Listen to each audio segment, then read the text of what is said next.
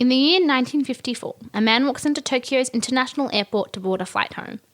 But when he hands his passport to the customs officer, he encounters a problem.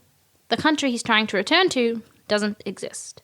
Hello and welcome to the Hokey Poke Pod, the show where we explore the strange and unusual. Really, we're just two idiots poking stuff we don't understand. So join us as we dare to ask the questions that nobody wants answered, such as, could a simple con half a century ago spiral into a famous urban legend?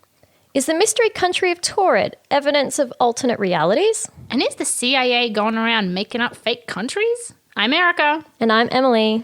Let's board this flight to Mystery Town.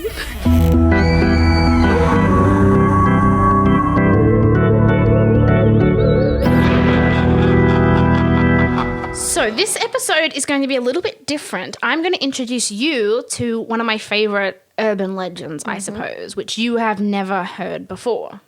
So I'm going to walk you through it, and then we're going to talk about pretty much the investigation that myself and other people on the internet have done into uncovering if there is any truth to it and what that truth might be. So if you don't mind, I want you to close your eyes, and I'm going to transport you into 1954, Haneda Airport, Tokyo. It's bustling, it's busy. You're just an innocent customs worker checking passports. It's a regular afternoon when a smartly dressed Caucasian man arrives. He speaks French, but also Japanese, so you've got no problem understanding him. And he hands over his passport to be checked by you. You open it up, give it a stamp, see where he's flying to, but it's not in any language you recognize, and it doesn't have any logo or emblem that you recognize, and the country itself, Taured, doesn't exist. You ask the man, where are you from? Where are you trying to go to? He says, Taured. He claims this is his third time visiting Japan. He has many different currencies in his pocket.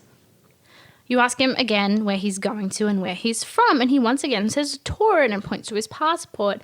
It's stamped.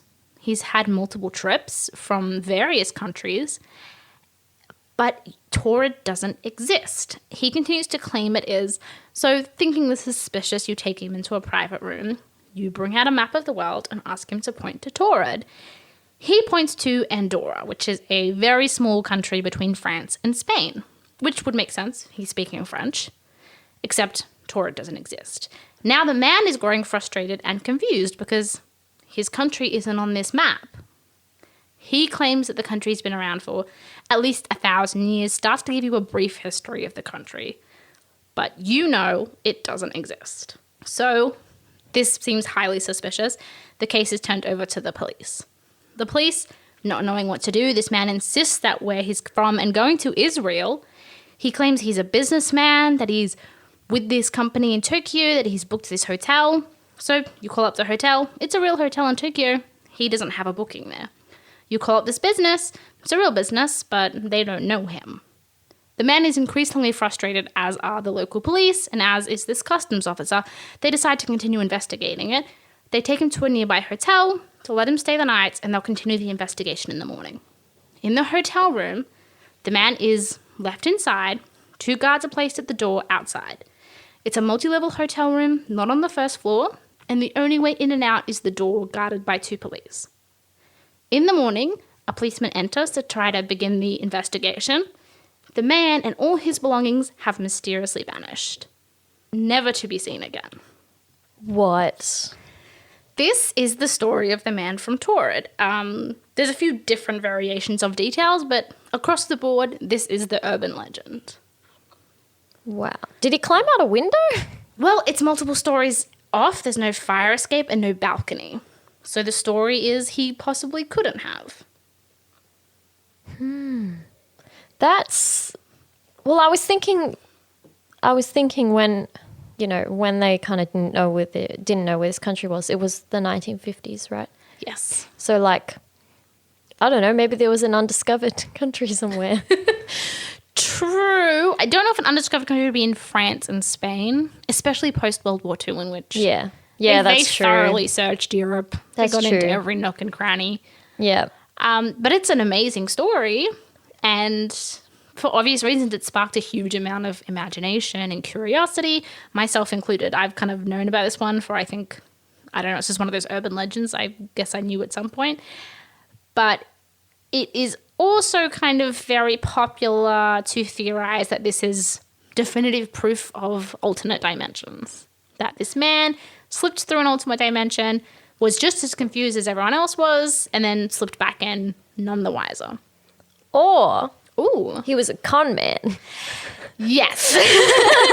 Which, if we're talking about alternate dimensions or con men, one certainly seems more feasible.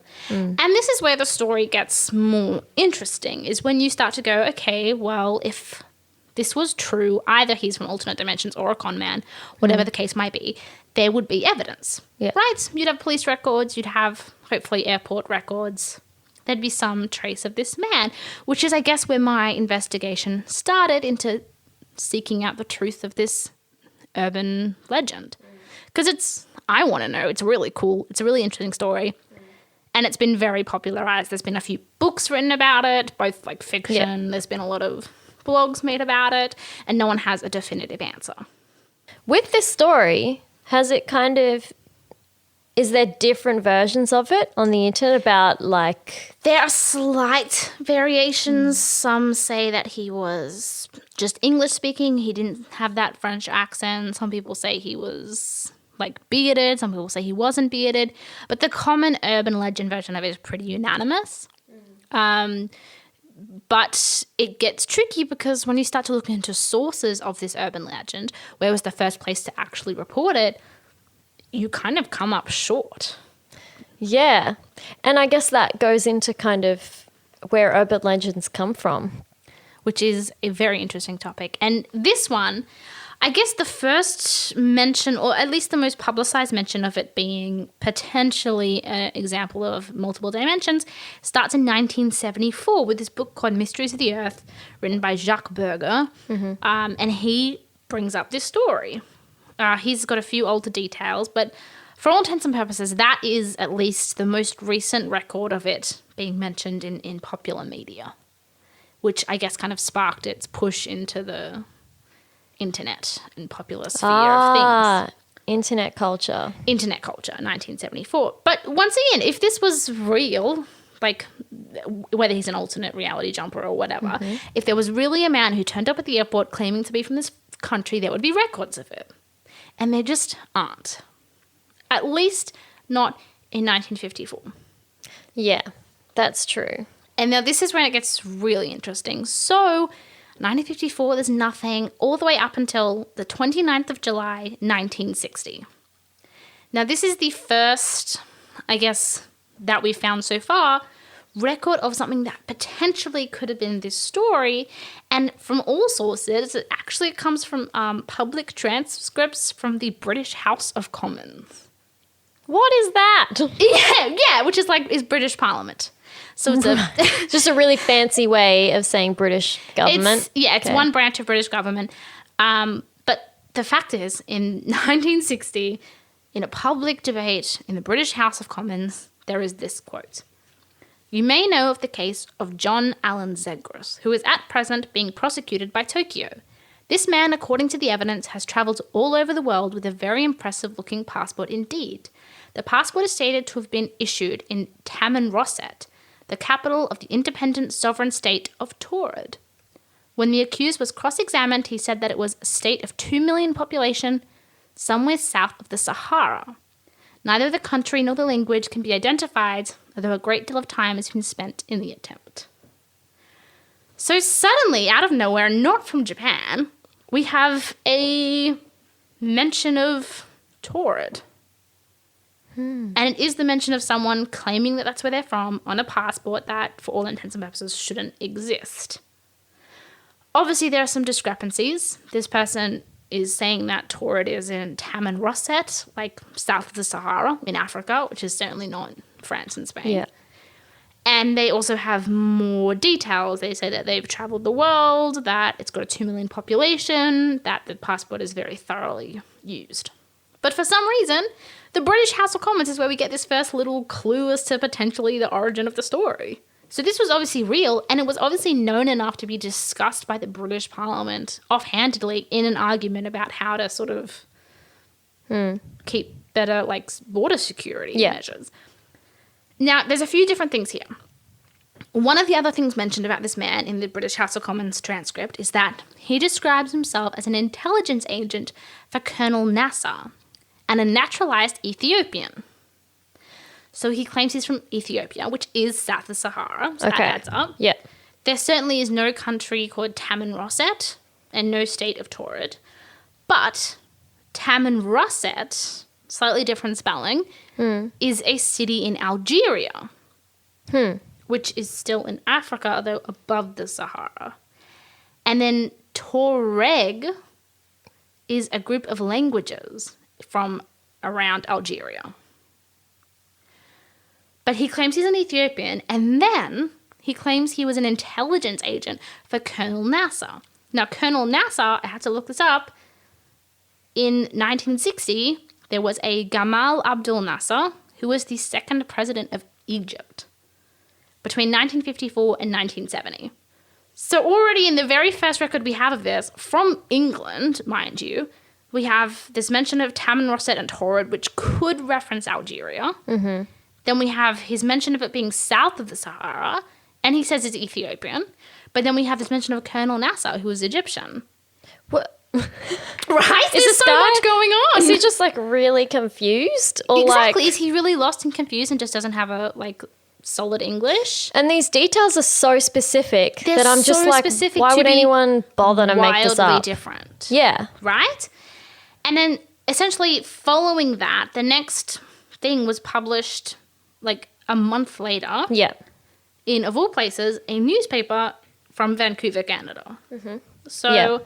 they pretty much published the same story with very similar quotes. Now, I don't know how 1960s Canadian newspapers do their thing, but I doubt they're getting their sources from the British House of Commons transcripts. Yeah. But they published with almost the exact same wording, the same story.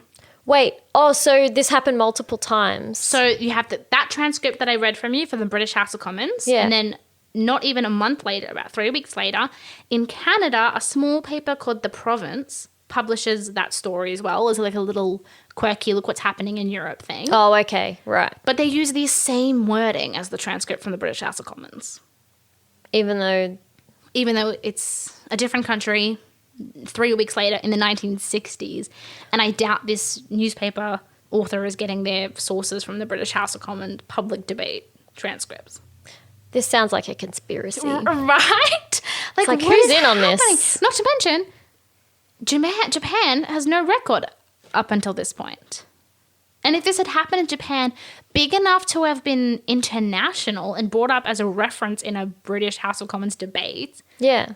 then certainly Japan would have had some kind of record, right? The 10th of August, 1960. So someone online found this old newspaper from Japan that they had translated, and this is more or less what the transcript says, that a mysterious foreigner of unknown nationality and background accused of illegal entry and fraud. The defendant, John Allen K. Ziegler, so very close to the John Allen Zegras, mentioned in the British House of Commons, was sentenced by Judge Yamagashi in 1 year of imprisonment at the sentence hearing of Tokyo District Court for illegal entry and fraud. Right? Mm-hmm. So we have this name, Ziegler or Zegras. So Zegras and his Korean wife entered Haneda Airport with a forged passport from Taipei on October 24th last year. So now we're also bringing Taiwan into the mix, which supposedly is the country that they flew into, according to this Japanese newspaper. So they flew from Taiwan into Japan, claiming to be from this made-up country south of the Sahara. Right? So they flew in from Taipei on October 24th of last year. Yeah. And in December of the same year, he stole about 300,000 yen and $140 in traveler's checks, which with like exchange and inflation amounts to about $22,000. Oh my gosh. So which is a fair amount. The forged passport used to enter the country was handmade in the name of the country, Negusi Hebasi Gul Esprit. What? Right? So now we have this Japanese newspaper Which it has to be the same case, right? The name John Allen Ziegler versus John Allen Zegras. Yeah. This has to be the same case. Entered illegally with a falsified passport from a made-up country, except the country's not Taured or Tamanrosset. Now it's Negusi Habesi Gul Urulu Esprit. What? So it's like the same guy. He's just like trying to get... Was he going to the same place each time? Well, I think this is all referencing the same case. Why the British House of Commons has it recorded before Japan does, I don't know. And which story is correct, I don't know. So this place was completely fictitious, and the characters written on it were also unclear as to what language was written in, made-up language. According to this Japanese newspaper, the defendant spoke 14 languages. What? And in response to the investigation, he stated he had come to Japan on orders from an Arab-related agency, which would once again kind of put him in the Sahara region. Mm-hmm. But here's the twist. And was working for a U.S. intelligence agency. So now he's claiming he's FBI or CIA. Maybe he's all of the above. Maybe it was like a fake... Maybe he was convinced that he lived in this fake place. But he had a passport that he had successfully flown on a few times with his wife, who is Korean. What if when they say he disappeared from the room, I'm using air quotes here, he was either captured or like, because this just... Okay, well... It's very weird. Okay, so this newspaper source says that this case is in the paper because this was during the man's trial, right? Because he was sentenced to 1 year. And when the verdict was read out, he tried to kill himself in court in front of everyone and had to be rushed out by guards, right? What? Unsuccessfully tried to kill himself in court.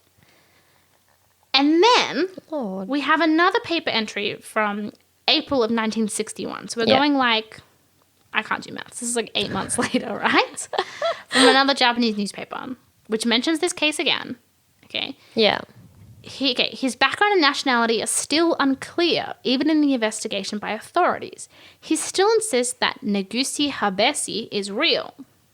And then because of the suicide attempts in court, his lawyer is arguing that the sentence wasn't read in full and therefore is invalid. So now he's not even potentially going to jail. Okay, but then...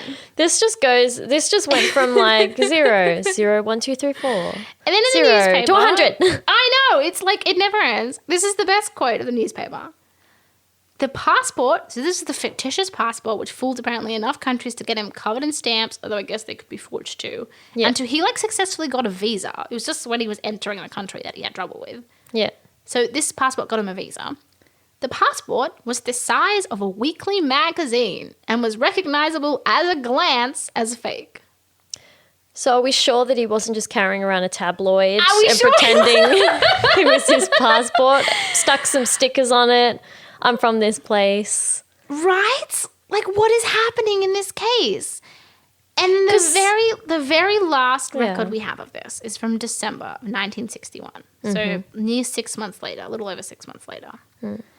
And this is the summary of a Japanese radio broadcast.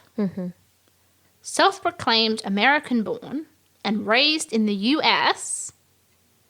And they talk about this man's trial where he tried to kill himself. They call him a self-styled American who professedly acted as an agent for the U.S. Federal Bureau of Investigation and the Central Intelligence Agency. And he does get sentenced to about a year in prison. Right, for forging a passport. He still doesn't tell. He says he was born in America. He doesn't say what country he was coming from. Okay. And that is the last record we have of this man from Taured. Maybe not even, though, until pretty much the 1970s, where it appears in this book of folklore. But this man, who I'm going to say now was not internet, dimension hopping or alternate reality hopping, was either the best or the worst con man. Yeah. And all the authorities who dealt with him were hopeless. Yeah.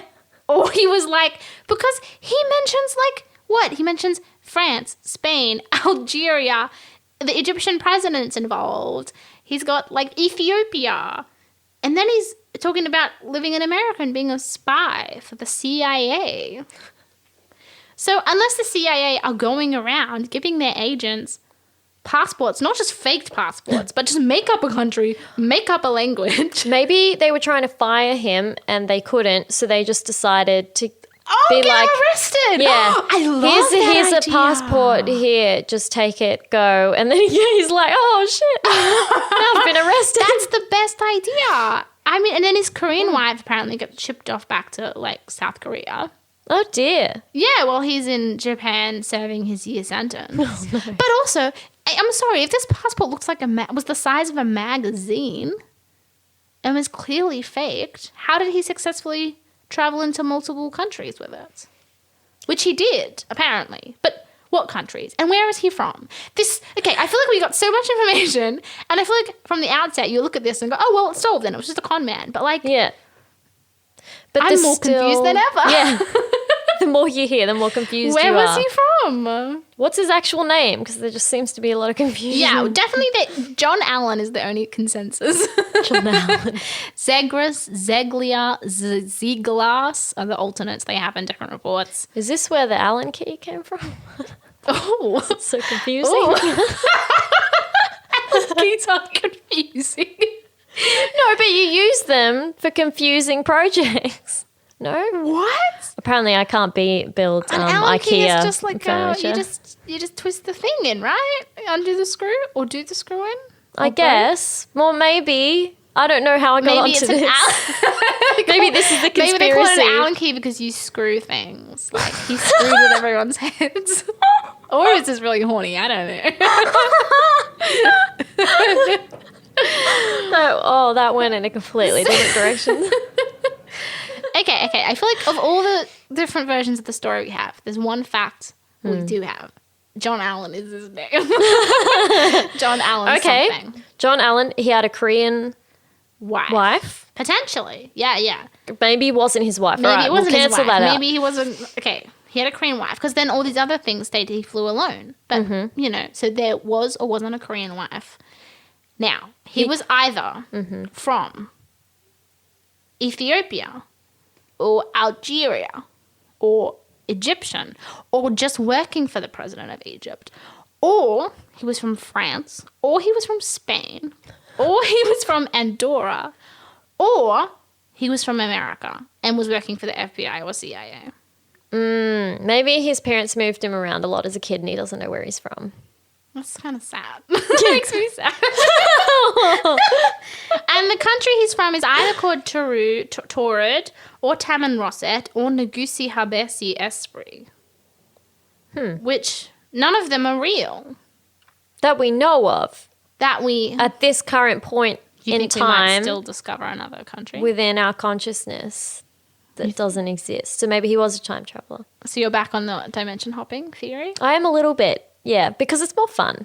It is more fun. I don't know. I think the idea of this crazy con man who just at every turn was like, yeah, I'm from this country. No, wait, I'm from this country. No, wait, I'm from the Saharan desert. Actually, I work with the fucking FBI.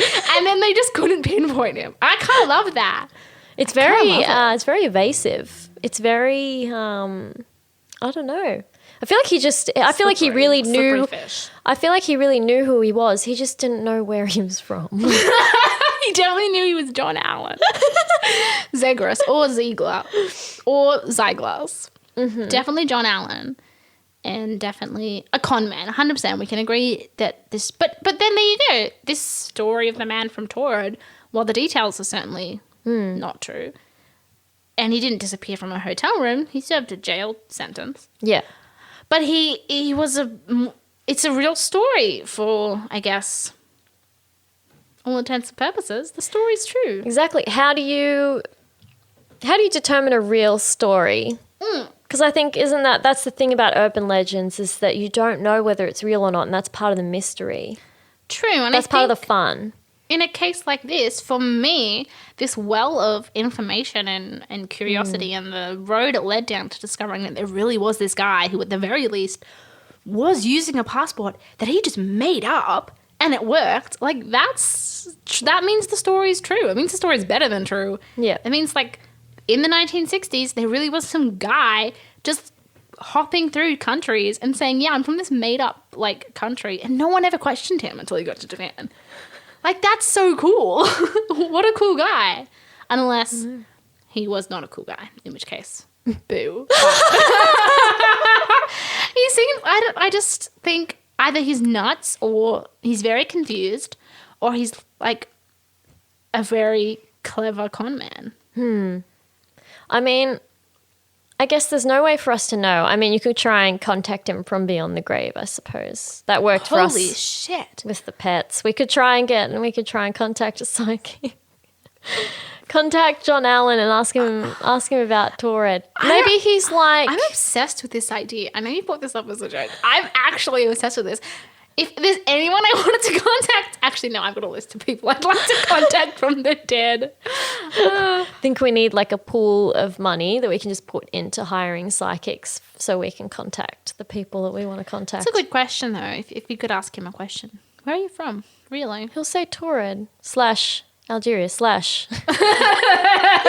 Ethiopia / France / Andorra. He'll be like, I'm from everywhere, baby. Habesi Gul, Lulu Esprit. But the fact that there are records of someone doing this, entering Japan, getting arrested with a passport from a fake country, to me that's like myth proved. It's real. The Man From Taured is real. Because I'm sure stories like this would have happened where there's people that have had passports that have been forged from fake places, but they probably haven't. Do you think this happens? No, but like... Why would you fake a country, though? I feel like you're going to get busted. But maybe they haven't travelled around. This is the first place they're trying to get into, and they've just... I'm sure there would be more stories of that with everything that's happening around the world, surely. People with fake passports, fake countries. I reckon that would be a thing. It's a bold move. It is. I feel like this is just more notorious because of the absolute... Because we never figured out where he came from. And that's the thing. Maybe he did come from one of these places. And the absolute insanity of it, where the just giant statements he has made, very bold statements about these places and his job... And this is the thing. We touched on the countries he says he's from, but he also claims that he worked for the second president of Egypt as an intelligence agent.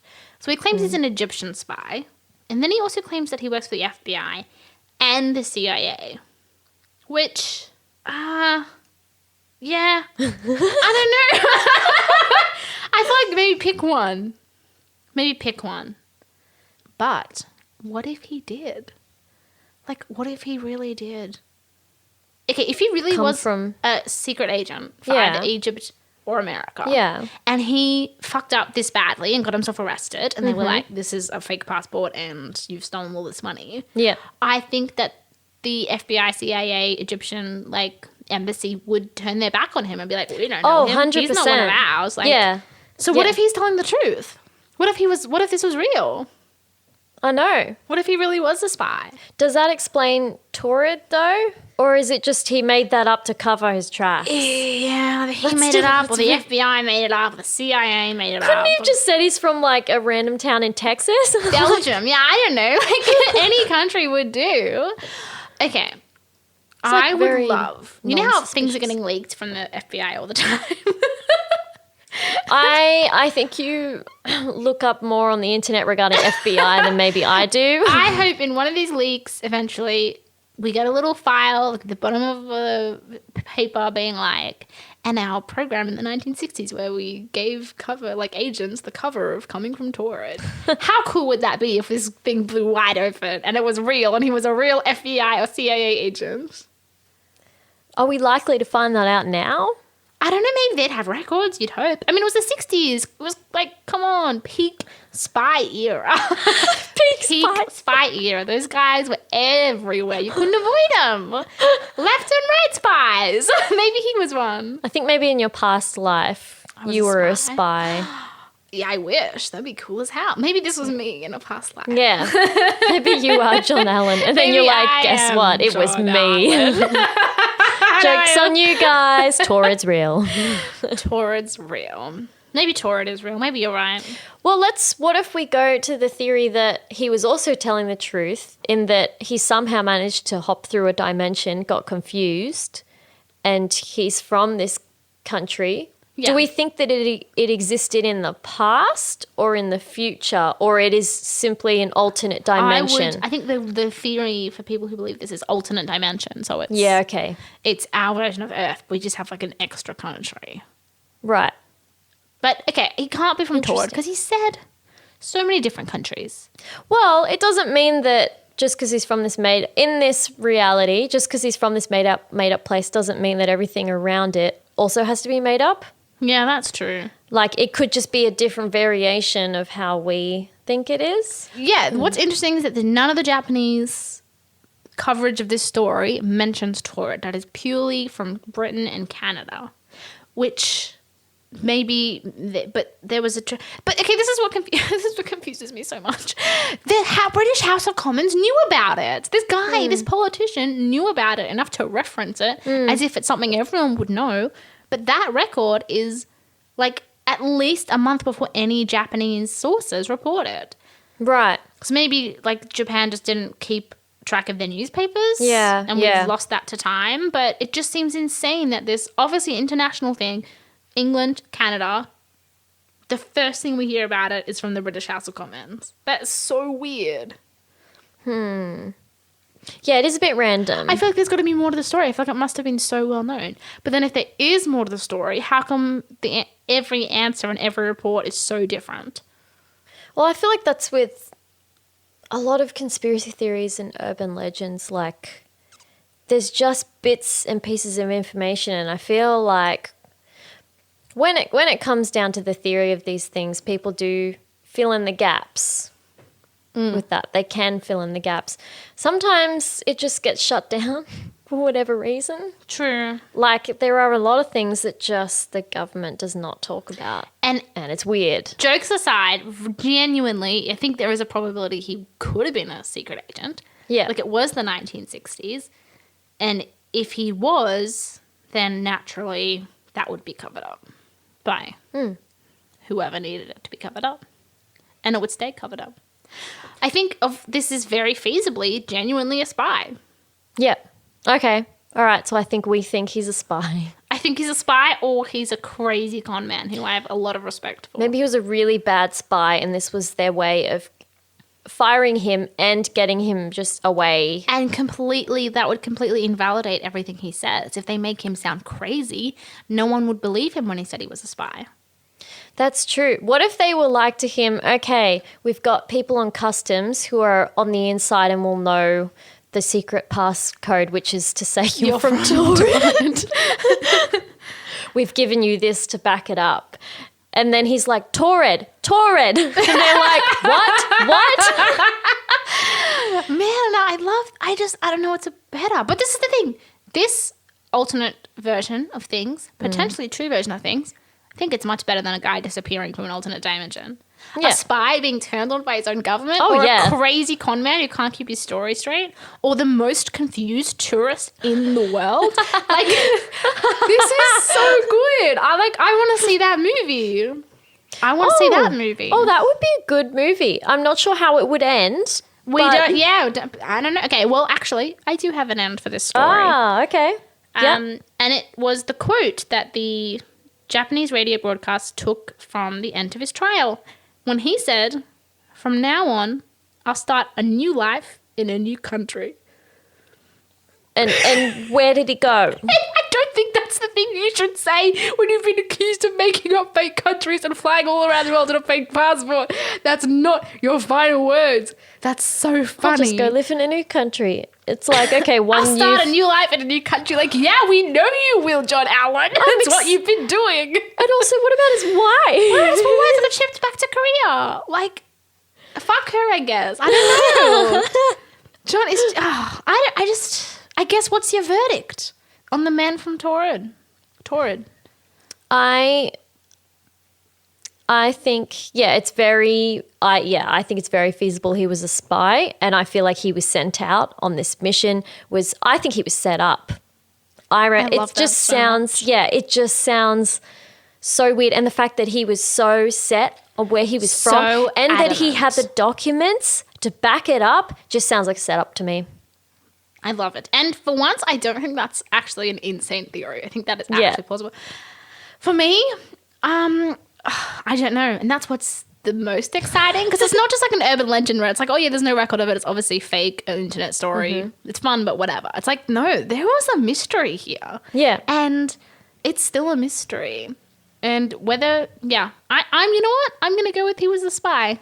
I think he was a spy, and they decided, oof, you fucked up. We're not going to back you anymore. Yeah. And he went off to do his, probably get killed. I don't know. I feel like I've watched too many spy movies. I don't know if that's happening. It's really went down. It was. No, it was. It was the 60s. It was crazy. But the Man From Taured, that's the story. And then some. Oh my gosh. So when this case was all over and he'd done his jail time, Yep. where did they send him back to? Record To stops. live. We've got no idea. See, that's weird. Record stops at the end of the trial. See, that makes me think if he was an interdimensional traveler, then he's just gone back to I feel like wherever. famed sort of forger disappears would make the headlines, though. Whereas if he was assassinated by either the That's Egyptian true. or American government, then Oh my gosh. there wouldn't be any reports of that. Or it was in a paper that he went off and lived a life with his Korean wife and had 4 kids, and it just was lost to time. And it's like, that's not exciting. We don't want to write about that. Let's just forget. But as he said, from now on, I'll start a new life in a new country. And maybe that's what he did.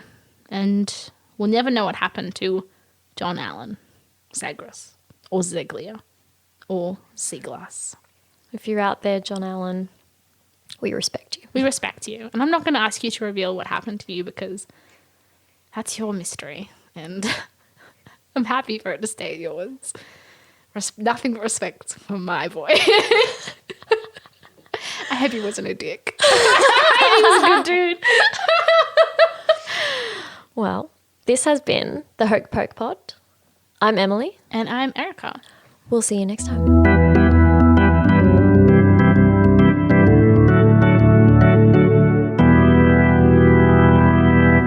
Hi, you've reached the end of the episode. Thank you so much for listening. If you like what you've heard, it would be just fantastic if you could rate us or leave a review. Or better yet, show us to some of your friends. Get the word out there about this spooky little podcast.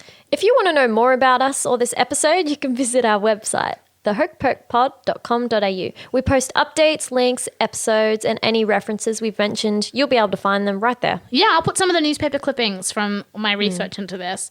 We'd like to say a huge thanks as well to Giano Timble for the amazing graphics and art he's made for the podcast, as well as our undying appreciation to Rob, our marvellous and ever-patient editor. We love you, Rob. And finally, if you'd like to contact us, you can send us an email at hokepokepod@gmail.com. We'd love to hear from you. Feedback, episode suggestions, whatever takes your fancy, we will be there.